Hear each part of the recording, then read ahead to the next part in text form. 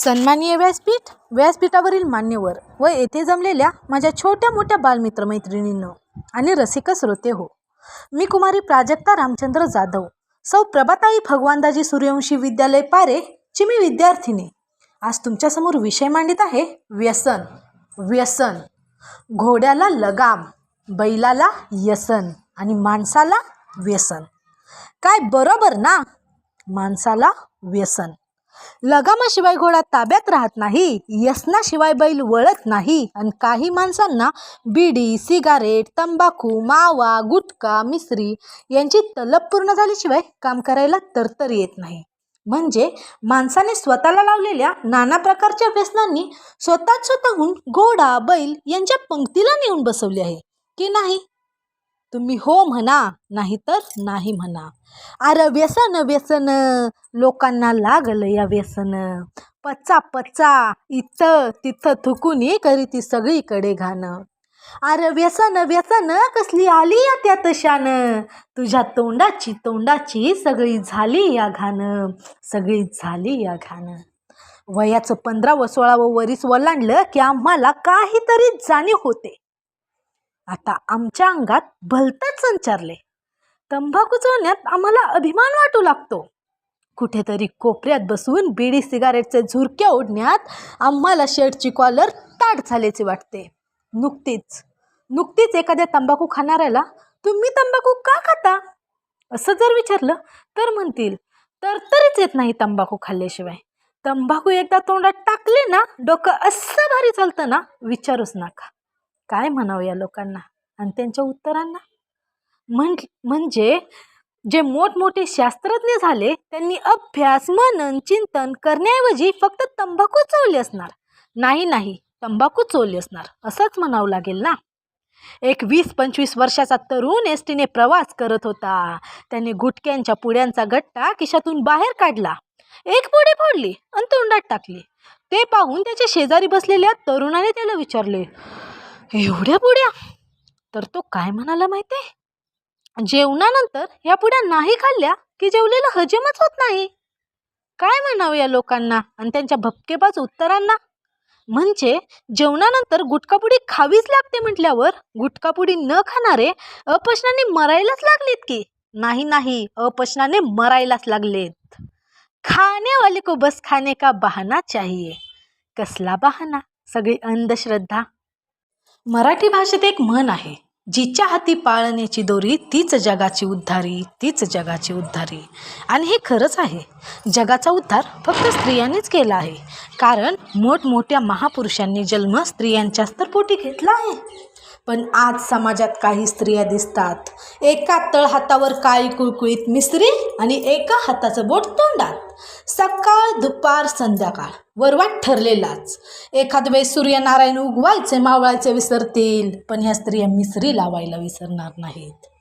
या मिसरी घेऊन बसलेल्या स्त्रियांना पाहिलं की मला म्हणावंसं वाटतं, जिच्या हाती मिसरीची पुडी तिच्या लेकरांच्या सुखी संसाराची अंधारात उडी.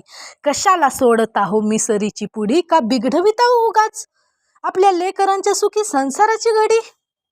आता तुम्ही म्हणाल, मिसरीच्या पुडीचा आणि लेकरांच्या सुखी संसाराच्या घडीचा काय संबंध आहे? अहो, संबंध कसा नाही, जरा विचार करा. एक मुलगा आहे, अभ्यासात फार हुशार आहे, पण त्याच्या घरची परिस्थिती जेमतेम बेताची. त्याच्या या घरच्या गरिबीमुळे त्याला मनासारखं शिकता आलं नाही. तो पुढे भविष्यात काय विचार करणार? तो म्हणणार, माझ्या आई बापाच्या गरिबीमुळे मला मनासारखं शिकता आलं नाही, पण मी माझ्या मुलांना लय शिकवणार. माझी स्वप्न मी त्यांच्या मार्फत पूर्ण करणार. त्याप्रमाणे तो मुलांना शिकवतही असतो हो, पण मध्येच आमचं घोडं पाणी पितं. म्हणजे तरुण वयात गुटखा, मावा, बिडी, सिगारेट, तंबाखू, मिसरी यांसारखी सांभाळलेली व्यसनं उतार वयात डोकं वर काढायला लागतात. मग पोरांच्या पुढं एक मोठा प्रश्न निर्माण होतो, आई वडिलांच्या आजारावर पैसा खर्च करायचा की मुलांच्या शिक्षणावर? आधीच त्या बिचाऱ्याला आई बापाच्या गरिबीमुळे स्वतःची स्वप्न मारावी लागली आणि राहिलेली स्वप्न मुलांच्या मार्फत पूर्ण करावं म्हटलं तर व्यसनामुळे आई वडिलांवर उद्भवलेला हा आजार. काही जण म्हणतात, तंबाखू बिंबाखू खाल्ली म्हणजे सर्वांनाच थोडं कॅन्सर होतोय. आमका आमका 90 वर्षापर्यंत जगला, मरेपर्यंत त्याच्या तोंडातून तंबाखू काही खाली पडली नाही. तमका तमका रोज बिडी सिगारेटचे झुरके ओढतोय, त्याला झाला कॅन्सर. पण मला म्हणायचं आहे, त्यांना काही झालं नाही म्हणून तुम्हाला होणार नाही असं कुठं लिहिलं आहे का? उगाचच विषयाची परीक्षा कशाला बरं घ्यायची? डॉक्टर बाबासाहेब आंबेडकरांच्या जीवनातला एक प्रसंग आठवतो. डॉक्टर बाबासाहेब आणि त्यांचे कार्यकर्ते एका कोणत्या तरी विषयावर चर्चा करत बसलेले असतात. तेवढ्यात एक व्यक्ती धावत पळत डॉक्टर बाबासाहेबांसमोर येतो. धापा टाकतच तो बाबासाहेबांना आपल्या सोबत चालाय सांगतो. डॉक्टर बाबासाहेब त्याच्यासोबत एका घराजवळ जातात. एक दारू पिलेला व्यक्ती आपल्या पत्नीला मारत असतो.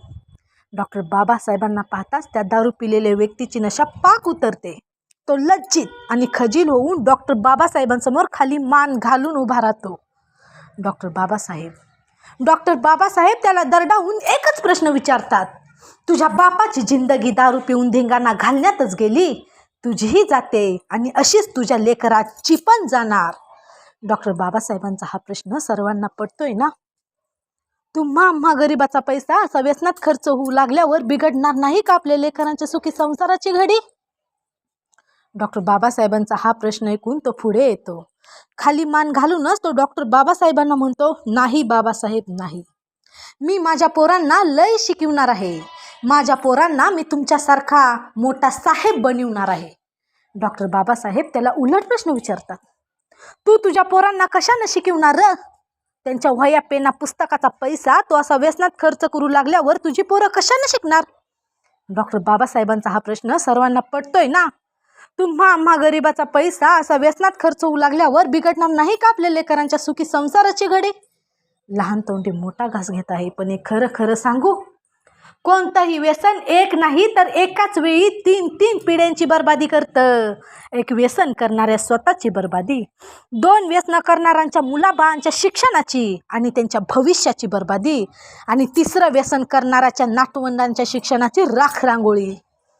मोठे श्रीमंत पैसेवाले मोठमोठी व्यसनं करत असतील, पण त्यांची बरोबरी आपण मध्यमवर्गीयांनी करायला नको.